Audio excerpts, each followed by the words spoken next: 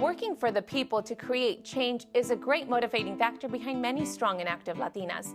It can propel a person in many directions, and for Congresswoman Hilda Solis, it helped her aspire to a national policy-setting position. Social justice and equal treatment for all people. That's been something that has inspired me to do the work that I began back as a member of a college board, Rio Hondo College, the State Assembly, the Senate. Hilda Solis has been interested in politics since her youth. Growing up in California's San Gabriel Valley during the very turbulent 70s, she remembers asking a lot of questions to her father about the Vietnam War and wanting to better understand why people were living in poverty and what was causing rioting in East Los Angeles. It's just amazing that when I look back now of what he had to go through. And so I know that that's a part of who I am too, wanting to say let's respect people for who they are, regardless of their skin color, regardless of their socioeconomic background. We have to give people an opportunity to empower themselves, to get ahead. And to me, that's embodied in what the American democratic system is about, giving people equal opportunity. It's not so much giving handouts necessarily, because that's not where I'm really coming from, but I know that there's a thirst out there for our communities, especially underrepresented groups, especially Latinas, to want to be able to excel, to prove that they have the talents and abilities and skills to succeed in any job that they want to get involved in. So I think, you know, the sky can be the limit for us too.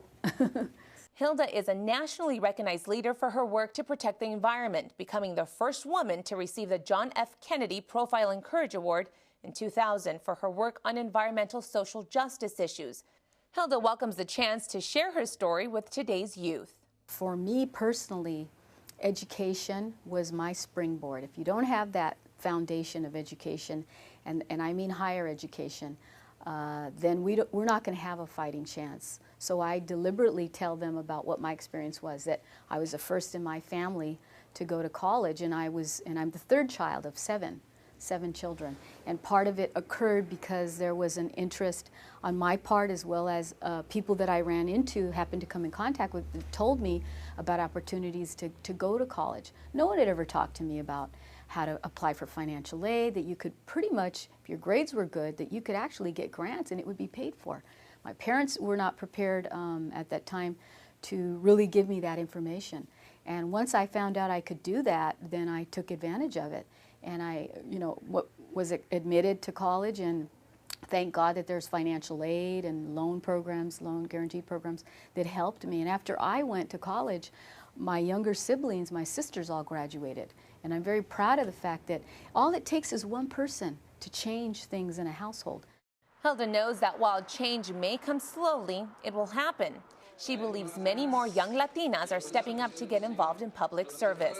Sometimes it's a little harder because our families aren't culturally as sensitive to, say, politics or that, but I think you'll see those generational changes as we continue to progress, and there'll be more acceptance, because campaigning is something that is very, you're very out there, you know, as opposed to being kind of closer, safe in your little domain. This is really putting yourself out there, working to help other people. And I think that that's a part of public service.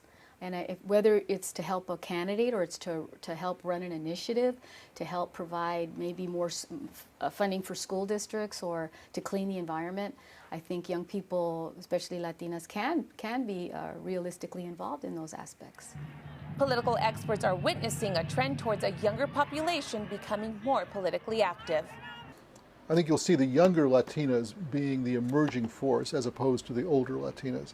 I think that they're the ones who will be very active, and I think you'll see them emerging as the future leaders of California. Why is that? It's because I think young people, as I see it, are becoming much more interested in politics and much more willing to take part in it. Now, maybe as they get older, they'll become active as well, but we're seeing, I think, a younger generation becoming active in politics. It's all a matter of getting involved, finding your own fit, and learning about who you are and what it is you want to accomplish. I still think that people still have a mixed impression about who a Latina is, and and you know, who does she represent, and what interests and concerns does she have? And we're all very different, you know, so you can't really just pigeonhole us either. But I think we're seeing a change in attitude. We're seeing a change definitely, but we need to do more because we're so sorely underrepresented. Latinos are in every aspect of our professional life and in corporate America as well as federal government. While it's been widely recognized that Latinas tend to get involved politically to create social change, a big difference noted by Latinas and experts alike is how they go about affecting that change. Latinas tend to work in more of a collaborative spirit. Well, I think women tend to be less confrontational than men, and I think so that they tend to get along better. They're used to doing that in the PTAs and the League of Women Voters. At the same time, though, some women, particularly politicians, feel they have to be just as tough as men.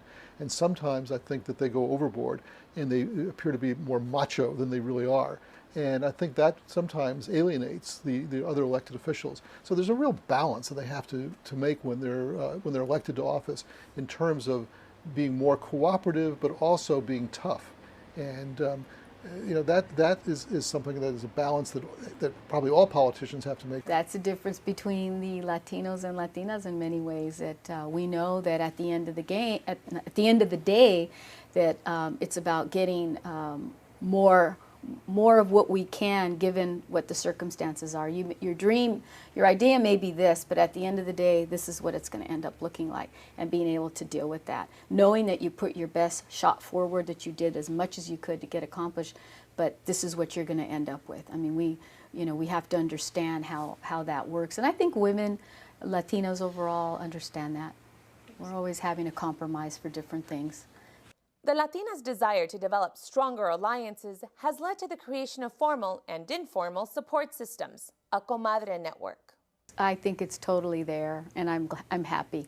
There's the Old Boy Network, and we have our own networks too, where we have our friendships with people that we either went to school with, graduated from college with, or in a professional arena where you meet people on different, different parts of your career life, and it does exist. I utilize it. I think it's good because it's healthy.